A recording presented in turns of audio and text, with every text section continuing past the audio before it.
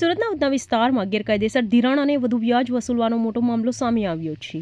ઉધના પોલીસે આ કેસમાં 2 આરોપીઓની ધરપકડ કરી છે.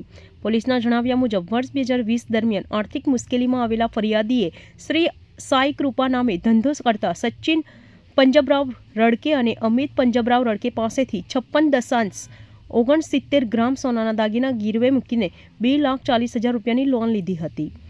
આરોપ છે કે બંનેએ મૂળ રકમ કરતાં ઘણું વ્યાજ વસૂલ્યું અને ફરિયાદી પાસેથી અંદાજે 1,49,000 રૂપિયા વ્યાજ તરીકે લીધા બાદ પણ સોનાના દાગીના પરત આપવામાં આવ્યા ન હતા.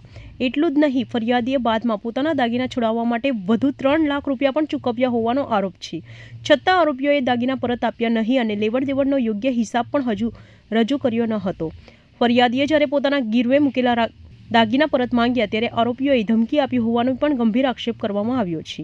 આ સમગ્ર મામલે ઉધના પોલીસ સ્ટેશનમાં ભારતીય ન્યાય સંહિતા 2023 તેમજ ગુજરાત મની લેન્ડર્સ એક્ટ 2011 હેઠળ ગુનો નોંધવામાં આવ્યો છે.